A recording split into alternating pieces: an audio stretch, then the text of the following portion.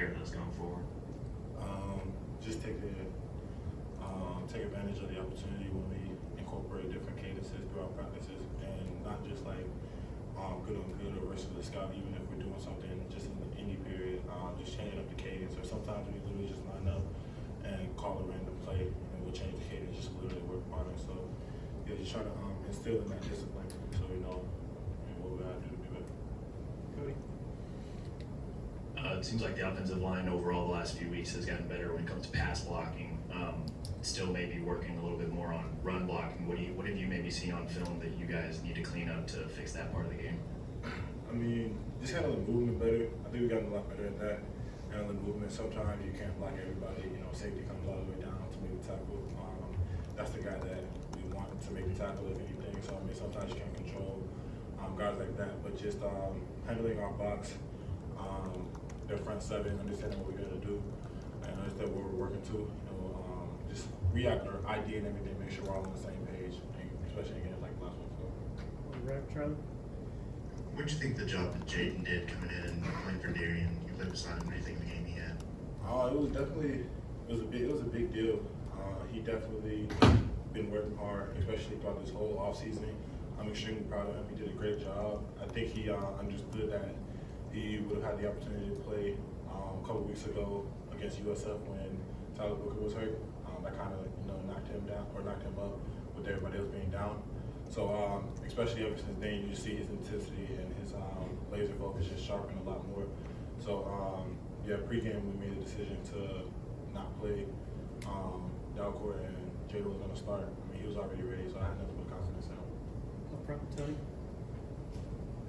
What challenges does Chris Braswell's speed present when he's kind of crashing in on the edge, and just what was your advice to stopping that, I guess? I mean, yeah, you just got to sit under control. Speed is probably the biggest threat to any tackle because, I mean, it's something that you're not used to seeing on a consistent basis.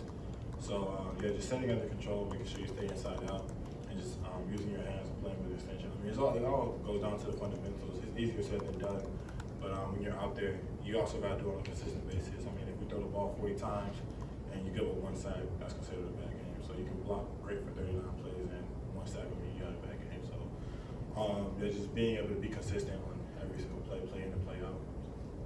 Left with Cade. What do you think Jalen or the offense as a whole proved about your ability to win with the passing game if the opponent tries to take away the run game? I think it's proven that we're resilient. We're capable of doing what we have to do to get the job done. In this last game, we really leaned a lot on our passing strength, and a lot of guys stepped up. Jermaine Burton, Isaiah Vaughn, all those guys. And you look a couple weeks ago, we played Mississippi State. We leaned on the run game. So it just shows that we're resilient. We're willing to do what we have to do to win, and guys are all bought in. I know for a receiver in a game like a Mississippi State game where we're running the ball a lot, you're not giving them a lot of shine. But just understanding that those key blocks that you have play a part in the bigger role. So when it's time for us to throw the ball, be ready. And the same goes into a situation like last week, playing A&M when we're throwing the ball a lot. Like even the running backs aren't getting the ball as much. I mean, those blocks on picking up linebackers or communicating with the O-line are a big deal. So it all plays a part in our sense, and we're all bought into the system. Anything else?